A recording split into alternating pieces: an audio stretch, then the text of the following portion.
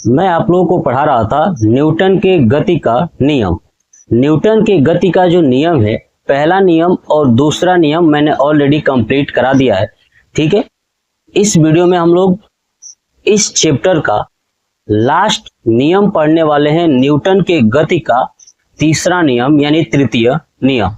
ठीक है, तो चलिए देखते हैं तीसरा नियम और साथ ही साथ इसका उदाहरण समझेंगे और ये भी जानेंगे कि न्यूटन के जो ये तीसरा नियम है गति का, वो क्या बताता है। ठीक है, तो आप हेडिंग लिख लीजिए कि न्यूटन के गति का तृतीय नियम। ठीक है, देखिए न्यूटन के गति का तृतीय नियम की खास बात क्या है कि ये नियम ये सिद्ध कर देता है कि जो बल है हमेशा दो होते हैं, यानी एक वस्तु के ऊपर हमेशा दो तरह के बल लगते हैं। ये बात न्यूटन की गति का तृतीय नियम हमें सिद्ध कर देता है। क्लियर हुआ? यानी ये बात बताता है कि बल हमेशा कितने होते हैं? दो होते हैं, यानी हमेशा जोड़े के रूप में लगते हैं। बल कभी भी अकेला नहीं होता है, जोड़े के रूप में होता है। ये बात न्यूटन की गति का तृतीय नियम सिद्ध कर देता है। तो पहला पॉइंट से याद रखिएगा कि न्यूटन की गति का जो तृतीय नियम है वो क्या बता पाता है। तो ये बता पाता है कि बल हमेशा जोड़े के रूप में होते हैं, यानी बल कभी भी अकेला नहीं होता है। ये भी पॉइंट्स याद रखिएगा। अगर आपसे पूछ दिया जाए कि क्या बल अकेला होता है, तो बिल्कुल नहीं होता है। ठीक है, हमेशा बल जोड़े के रूप में होते हैं। ठीक है, ये बात याद रखिएगा। उसके बाद आपसे पूछा जाए कि न्यूटन के गति का तृतीय नियम क्या बताता है, तो याद रखिएगा ये बताता है बलों की प्रकृति के बारे में। किसके बारे में? बलों की प्रकृति के बारे में न्यूटन के गति का तृतीय नियम बताता है। इसके पहले जो प्रथम नियम था वो बल का परिभाषा बताता था, और दूसरा नियम बल का सूत्र बताता था, और तीसरा बलों की प्रकृति के बारे में बताता है। ये दो बातें आपको याद ही रखना है। अब समझते हैं कि न्यूटन के गति का तृतीय नियम आखिर में है क्या। देखिए न्यूटन ने कहा कि कोई भी वस्तु हो, ठीक है, तो अगर कोई वस्तु है वो भी कितनी? दो। ठीक है, अगर कोई दो वस्तु हो, ठीक है, और उसमें से पहली वस्तु, ध्यान सुनिए, अगर कोई दो वस्तु हो, ये है पहली वस्तु और ये है दूसरी वस्तु।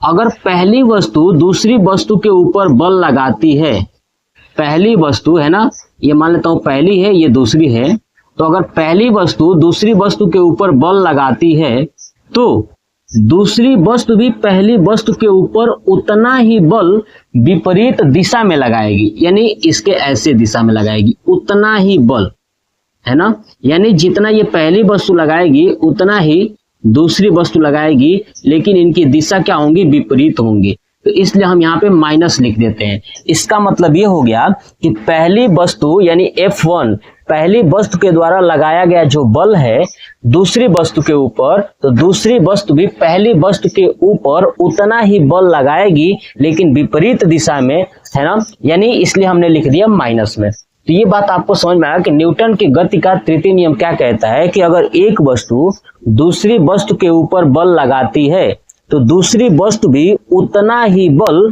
पहली वस्तु के ऊपर लगाएगी। ये बात न्यूटन के गति का तृतीय नियम कहता है। इसीलिए जब ये एक दूसरे के ऊपर बल लगा रहे हैं, इसीलिए इस नियम को कहा जाता है क्रिया प्रतिक्रिया का नियम, यानी एक्शन एंड रिएक्शन। ठीक है, लॉ। ठीक है, क्रिया प्रतिक्रिया का नियम। ये बहुत बार एग्जाम में पूछा गया है कि न्यूटन के गति के तृतीय नियम का दूसरा नाम क्या है, तो क्रिया प्रतिक्रिया का नियम, या ये भी कहा जाता है कि क्रिया प्रतिक्रिया का नियम न्यूटन का कौन सा नियम है, तो तीसरा। ठीक है, क्रिया प्रतिक्रिया का नियम किसने दिया था, तो न्यूटन ने। बात समझ में आ गया? एक तरफ पहली वस्तु दूसरी पर लगा रही है बल, इसलिए क्रिया, और जब दूसरी वस्तु पहली पर लगा रही है उतना ही बल, इसलिए उसको बोलते हैं प्रतिक्रिया।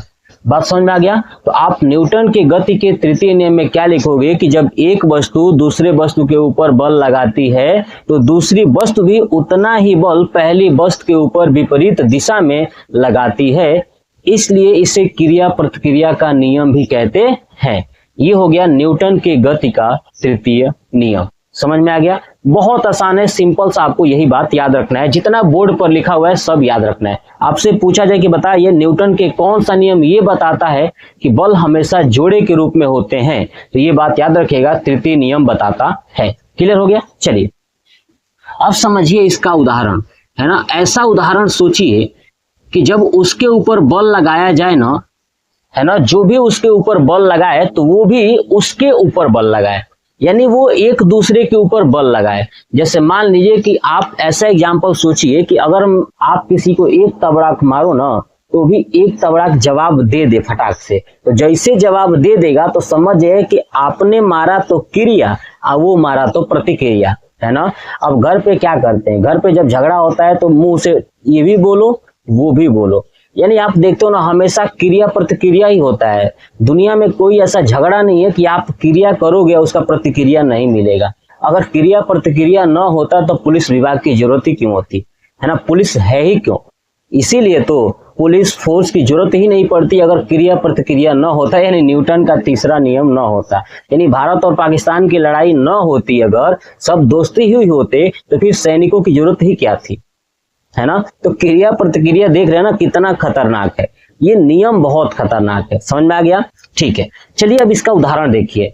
पहला उदाहरण सबसे इंपॉर्टेंट जो एग्जाम में पूछा जाता है, रॉकेट का उड़ना। किसका? रॉकेट का उड़ना। रॉकेट का उड़ना। अब आप देखिए, जब आप रॉकेट देखोगे तो रॉकेट क्या करता है, आप ऐसे देखोगे, ये रॉकेट है, समझिए ये आपका रॉकेट है, ठीक है, ये रॉकेट है, ठीक है। जब ये उड़ता है तो नीचे की तरफ गैस रिलीज होती है। क्या निकलती है? नीचे की तरफ गैस रिलीज होती है, जो आग की तरह जलता हुआ नीचे की तरफ जब रिलीज करता है तो ये जब नीचे की तरफ जाता है तो पृथ्वी से टकराकर, है ना, जब जमीन पर होता है तब की बात कर रहा हूं, जब ये जमीन पर रखा गया होता है तो पृथ्वी से टकरा करके जब पृथ्वी क्या करती है, जब ये नीचे की तरफ बल लगा रहा होता है तो पृथ्वी इसको ऊपर की तरफ, यानी ये जो गैस है इसको ऊपर की तरफ धक्का देता है, तो ये ऊपर रॉकेट ऊपर चला जाता है और गैस कहाँ निकल जाता है? बाहर।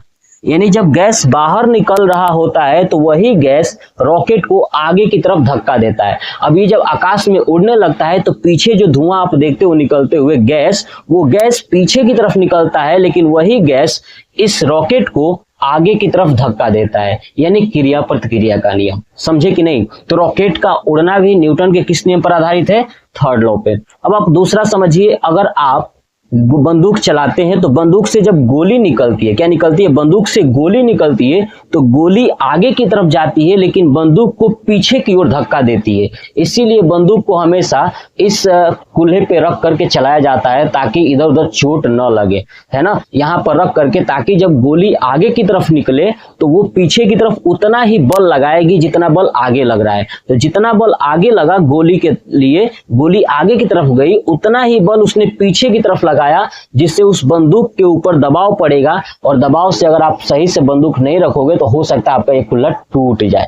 बात समझ में आ रहा है? तो वहां पे क्या चीज, दूसरा एग्जांपल यही कि बंदूक से गोली निकलती है तो बंदूक का पीछे की ओर हटना, है ना, गोली का आगे की तरफ जाना और बंदूक का पीछे की ओर हटना, ये भी एग्जांपल हो गया। तीसरा समझिए, जब आप जमीन पर चलते हैं, है ना, जमीन पर चलते हैं तो जमीन पर जब पैर रखकर जब पैर उठाते हो तो पृथ्वी के द्वारा आपके पैरों के ऊपर बल लगाया जाता है। जब हम पैर से पृथ्वी के ऊपर बल लगाते हैं तो पृथ्वी भी क्या करती है? हमारे पैरों के ऊपर बल लगाती है। तो हमने लगाया क्रिया, अब पृथ्वी लगा दिया प्रतिक्रिया, तो इसलिए चलना संभव हो जाता है। यानी पृथ्वी पर चलना संभव क्यों होता है? तो न्यूटन के गति के तृतीय नियम से। क्यों? कि पृथ्वी के द्वारा भी हमारे पैरों के ऊपर बल लगाया जाता है, जिसे प्रतिक्रिया बल कहते हैं। समझ में आ गया ना? आपने लगाया क्रिया, पृथ्वी ने लगा दिया प्रतिक्रिया। अब जहां पे प्रतिक्रिया बल नहीं लग पाएगा चलने में, वहां पे आप चल नहीं पाओगे। जैसे बालू, बालू पे आप जब चलोगे तो आप जब बल लगाओगे तो बालू दब जाएगा, और जैसे बालू दब जाएगा तो बालू जो है कि बल नहीं लगा पाएगा आपके पैरों पर, इसलिए प्रतिक्रिया नहीं हो पाएगा और आपके लिए चलना बड़ी मुश्किल हो जाएगा। ये बात आपको समझ में आ गया। अब दूसरा समझिए, जब किसी गेंद को पृथ्वी के ऊपर पटका जाता है, पृथ्वी के ऊपर फेंका जाता है, तो आप देखिए गेंद पृथ्वी से टकराकर पुनः वापस आ जाती है। क्यों? क्योंकि देखिए जब गेंद गया तो गेंद ने क्या किया, पृथ्वी के ऊपर लगाया बल। क्या लगाया? पृथ्वी के ऊपर लगाया बल। तो पृथ्वी ने भी क्या किया, उस गेंद के ऊपर बल लगा दिया। पृथ्वी ने भी क्या किया, उस गेंद के ऊपर बल लगा दिया, इसलिए गेंद कहाँ आ गया, ऊपर आ गया। तो ये आपको ये जो मैंने 4-5 एग्जाम्पल बताया, आप इसके बेस पे कई सारे एग्जाम्पल, जैसे कि और समझिए नाव, अगर आप नाव पे हो, नाव से जैसे जंप करोगे, नाव से बाहर की तरफ उतरोगे तो नाव पीछे की तरफ जाएगी और आपको आगे की तरफ धक्का दे देगी। यानी जब नाव से आप उतरोगे तो नाव पीछे की तरफ जाएगी और आपको आगे की तरफ धक्का दे देगी, तो आप नाव से बाहर निकल जाओगे। तो यहां भी कौन सा नियम, न्यूटन की गति का तृतीय नियम। यानी आपके जीवन में कोई भी एग्जाम्पल्स हो, बस आप समझ गए ना कि कब क्या हो रहा है, यानी आप उसके ऊपर बल पीछे की तरफ लगाओगे और आपके तरफ वो आगे की तरफ लगाएगी, तो समझ जाएगा कि क्रिया प्रतिक्रिया का नियम है, न्यूटन की गति का तृतीय नियम है। क्लियर हो गया? समझ में आया? यानी यही था हमारा टॉपिक्स, न्यूटन की गति का तृतीय नियम। मैंने आपको समझा दिया, एग्जाम्पल्स आपको समझा दिया। अब एग्जाम में कोई भी एग्जाम्पल्स अगर बना करके दिया जाए तो बस आपके दिमाग में कॉन्सेप्ट अगर क्लियर रहा ना तो आप आसानी से कर लोगे। अगर कॉन्सेप्ट क्लियर नहीं रहा, बेसिक आपका क्लियर नहीं रहा, तो आप कोई भी एग्जाम हो उसको निकाल नहीं पाओगे। इसलिए जरूरी है बेसिक चीजें सीखना। अगर आप बेसिक सीख लेते हो तो आपके लिए एग्जाम बहुत आसान हो जाएगा। ठीक है, तो ये न्यूटन की गति का तृतीय नियम के साथ ही न्यूटन की गति का जो नियम था टॉपिक्स, ये पूरा कंप्लीट हो गया। नेक्स्ट पार्ट में मैं नया टॉपिक्स लेके आऊंगा और नया चैप्टर कह लीजिए, फ्रिक्शन यानी घर्षण। ठीक है, और साथ ही साथ उसी के साथ चलेगा एक नया चैप्टर जिसको बोलते हैं उत्प्लावन। ठीक है, ये भी मैं पढ़ाऊंगा बायन्सी। ठीक है, तो उत्प्लावन बल जिसको कह सकते हो, अंदर पढ़ेंगे उत्प्लावन बल। पूरा टॉपिक्स अच्छे से कंप्लीट कराऊंगा। A to Z आपका कंपटीशन हो, चाहे क्लास 9, 10, 11, 12 या वनडे कोई भी एग्जाम हो, एक भी प्रश्न नहीं छूटेगा। ठीक है, तो आपने स्क्रीनशॉट ले लिया होगा और जो बातें मैंने बताया उसे भी आप नोट कर लीजिएगा, और आप बुक पढ़ोगे तो और भी बहुत सारा एग्जाम्पल्स आपको मिलेगा न्यूटन की गति के तृतीय नियम का। ठीक है, मैंने कुछ चुनिंदा इंपॉर्टेंट एग्जाम्पल्स आपको बताया। ठीक है, तो और भी आप एग्जाम्पल्स पढ़ेंगे तो थोड़ा सा और आपको एक्स्ट्रा नॉलेज मिल जाएगी। तो आपको करना क्या है, कमेंट बॉक्स में कमेंट करके बताना है कि आपको ये वीडियो कैसा लगा। जय हिंद।